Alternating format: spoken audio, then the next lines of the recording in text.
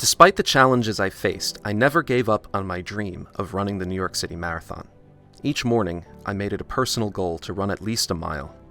The area where I lived was full of inviting parks, popular among runners. One morning, during one of my jogs, something unexpected happened. I felt a sharp pain radiating down my leg, so intense that it caused me to stop running. At first, I didn't think much of it, assuming it was a muscle cramp, something most runners experience. Then again, I have a terrible habit of pushing myself too hard, which I feared might have contributed to it as well. I waited 2 weeks before attempting to run again, allowing my body time to recover. This wasn't my first experience with a leg cramp. In the past, they had always resolved on their own. However, when it happened again, I realized it might be more serious than I had initially anticipated.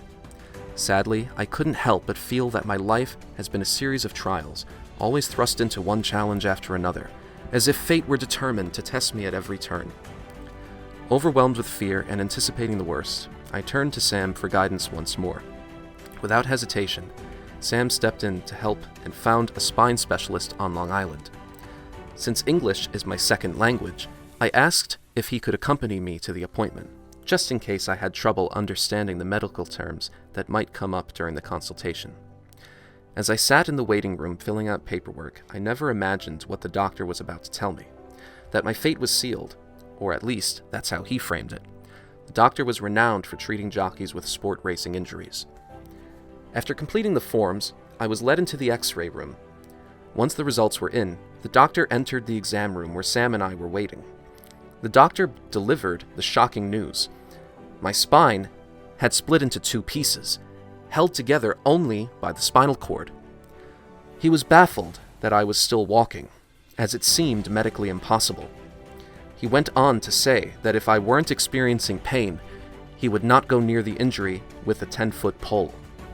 He explained that there was a significant risk that the surgery could leave me paralyzed. As I stepped out of his office, lingering questions swirled in my mind, accompanied by a deeper understanding of the gravity of the situation. Sam, feeling sympathy for my circumstances, became determined to help me navigate the challenges posed by my medical condition. The weight of the devastating news was overwhelming, yet I was determined to learn more about my condition. So I began searching for a new specialist.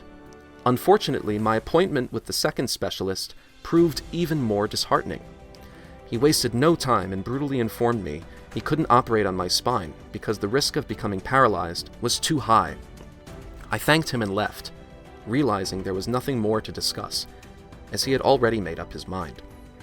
I sought the advice of a neurologist next, hoping he might provide me with the answers I was desperately seeking.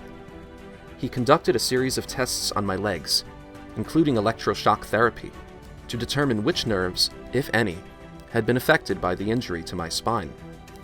I was impressed by the thoughtfulness of his evaluation, as he seemed determined to uncover whether I had suffered any permanent damage. At least it felt like he was actively seeking the answers to this otherwise mysterious medical condition. When he finished, he told me that it was a miracle that I had no nerve damage in my legs and advised me to manage the pain with medication. I had visited several of the top specialists in New York City, all leaders in their field, and they each reached the same conclusion. There was nothing that could be done because my case was too risky for surgery. Oddly enough, as Sam and I sat in the waiting room of the neurologist's office, Sam spotted a flyer listing a group of spine specialists. It felt like a lifeline had miraculously appeared just as I was losing all hope. I dreaded making the call, so Sam did it on my behalf, setting up another appointment with yet another physician. I was all too familiar with what he might say, and I wasn't sure I could handle another disappointment. Filled with anticipation, I began researching the doctor's credentials and was surprised to discover that he had performed surgery on Gloria Estefan, a globally acclaimed singer. I then remembered Gloria Estefan's motor vehicle accident, where she suffered a spinal injury that nearly left her paralyzed. This was the doctor who had helped her recover from that life-threatening injury. When I read this, my spirits immediately lifted, and I began to feel hope again, for I knew he might be my last resort.